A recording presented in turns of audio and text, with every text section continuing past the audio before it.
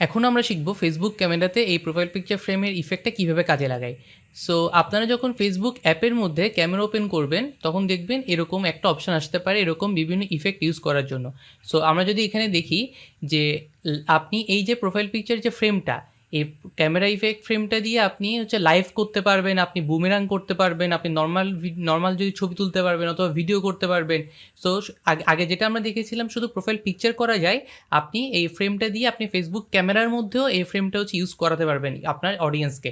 So এটা কিন্তু আপনি ফেসবুক ক্যামেরার ইফেক্টটা আসলে মাল্টি ডাইমেনশনাল। আগেরটা যেরকম আমরা দেখেছিলাম যে শুধুমাত্র প্রোফাইল পিকচারের সাথে সীমাবদ্ধ, এখানে যেমন হচ্ছে আপনার এই ইফেক্টটা দিয়ে লাইভ করতে পারছে, ভিডিও করতে পারছে, নর্মাল ছবি তুলতে পারছে। সো বিভিন্নভাবে এটা ইউজ করতে পারে।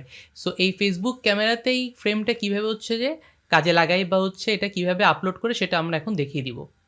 সো একইভাবে প্রথমে আপনারা ফেসবুক ফ্রেম স্টুডিওকে সার্চ দিবেন। এখানে প্রথম লিঙ্কটাতে ক্লিক করলে আপনার ফ্রেম স্টুডিওতে আসবেন এবং এখানে ক্রিয়েট ফ্রেমে যদি ক্লিক করেন সো বেসিক্যালি এভাবে আবার একই উইন্ডোজটা পাবেন, একই ড্যাশবোর্ডটা পাবেন।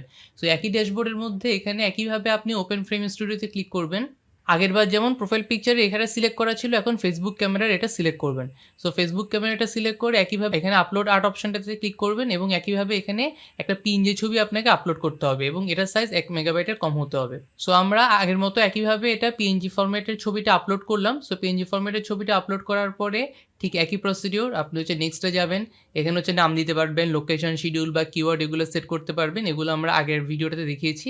এখানে ফ্রেমটার জন্য আমরা একটা নাম দিচ্ছি। সো নামটা দেওয়াটা ম্যান্ডেটরি। আপনারা নামটা দেওয়ার পর যখন এখানে নেক্সট দিবেন সো এখানে একই রকম করে ফ্রেমটা চলে আসবে। সো ফ্রেমটা আপনার শুধু প্রোফাইল পিকচার, এটা আসলে বেসিক্যালি ক্যামেরা ফ্রেম। তো ফেসবুক অ্যাপের মধ্যে যদি কেউ ক্যামেরাটা ওপেন করে তখন হচ্ছে এরকম ফ্রেমটা হচ্ছে দেখতে পাওয়া যাবে। সো এটা এখন আমরা পাবলিশ দিলে এটা পাবলিশ হয়ে যাবে। সো বেসিক্যালি এটা পাবলিশ হয়ে গেল। এখন একই রকম করে আমরা শেয়ার এজ পেজ অপশনটাতে হচ্ছে এই ক্যামেরা ইফেক্টটা আমাদের অডিয়েন্সের জন্য হচ্ছে দেখাতে পারি। সো আমরা যদি শেয়ার এজ পেজে যাই, সো এখানে একটা উইন্ডোজ পপ আপ হলো। এখানে হচ্ছে আপনি একটা ফটো সিলেক্ট করতে পারবেন। প্রথমে ছবিটা আপলোড হওয়ার পর এখানে আমরা হচ্ছে apply effect to the image, যেটা দিলে আমাদের সেই ইফেক্টটা চলে আসবে। সো এখন যেটা যদি আমরা পোস্ট করি এটা আমাদের পেজে পোস্ট হয়ে যাবে। সো আপনারা চাইলে এখানে একটা হচ্ছে টেক্সট দিতে পারেন যেটা হচ্ছে এখানে ক্যাপশন হিসেবে শো করবে। সো এটা আমি হচ্ছে পোস্ট দিয়ে দিলাম। সো আমাদের পেজে এই ফ্রেমটা হচ্ছে পাবলিশ হয়ে গেল। সেটা এখন আমরা ডান দিচ্ছি। আমাদের পেজে আসলে আমরা দেখব আমাদের ফ্রেমটা হচ্ছে এখানে পাবলিশ হয়ে যাবে। সো এটা ক্যামেরা থেকে যদি ওপেন করি, এটা বেসিক্যালি ক্যামেরার জন্য। তো ক্যামেরা থেকে ওপেন করে এটা কীরকম দেখে সেটাও একটু আমরা দেখে নিই।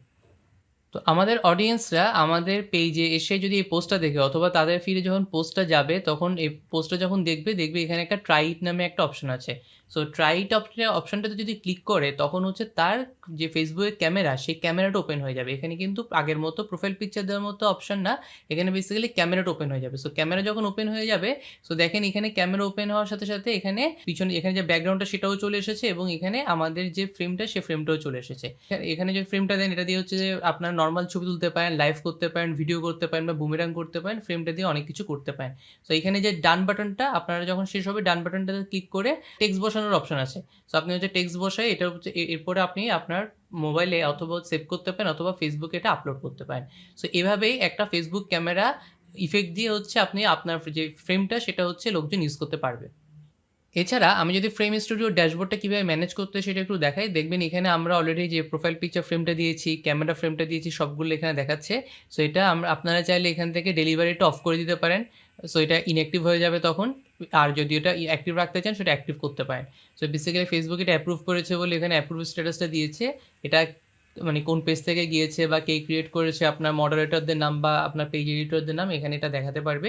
কোন দিন ক্রিয়েট করা হয়েছে, লাস্ট আপডেট কখন হয়েছে, এখানে কী কী কিওয়ার্ড দেওয়া হয়েছে সেগুলো সবগুলো এখান থেকে দেখতে পারবেন। সো এটা হচ্ছে এখানে আপনারা চাইলে একটা পেজে যদি অনেকগুলো এরকম ফ্রেম স্টুডিও অথবা হচ্ছে প্রোফাইল পিকচার ফ্রেম থাকে এটা এখানে দেখাতে পারবেন। কয়টা দেখাতে যাচ্ছেন এক পেজে সেটা হচ্ছে এখান থেকে আপনারা সিলেক্ট করতে পারবেন। আর এরপরে আরেকটা যেটা অপশান, এখানে আপনারা যখন কথার কথা এই যে ফ্রেমটা এটা যদি সিলেক্ট করেন, এখানে সিলেক্ট করার পর এখানে বেশ কিছু অ্যাকশনস আছে। সো অ্যাকশনস বেসিক্যালি হচ্ছে আপনি এটা টার্ন অফ করে দিতে পারবেন। আপনি এটা হচ্ছে পেজ থেকে হচ্ছে আবার শেয়ার করতে পারবেন, এটা ডুপ্লিকেট করতে পারবেন, আরেকটা এটা এডিট করতে পারবেন, এটা আর্কাইভ করে দিতে পারবেন, আবার এটা প্রোফাইল পিকচারের সাথে অ্যাড করে দিতে পারবেন। সো এখানে বেশ কয়েকটা অপশন আছে। এভাবে বেশ কয়েকটা অপশন ইউজ করে আপনারা প্রোফাইল পিকচার ফ্রেম বা ক্যামেরা ফ্রেম এই অপশনগুলো হচ্ছে ইউজ করতে পারেন। সো আমরা শিখে গেলাম কীভাবে হচ্ছে এই প্রোফাইল পিকচার ফ্রেম বা ক্যামেরা ফ্রেম দিয়ে হচ্ছে আপনি ব্র্যান্ড অ্যাওয়ারনেস বাড়ানোর জন্য অথবা আপনার কোনো অফার জানানোর জন্য আপনি এটা ইউজ করতে পারেন। সো আজকে এ পর্যন্তই।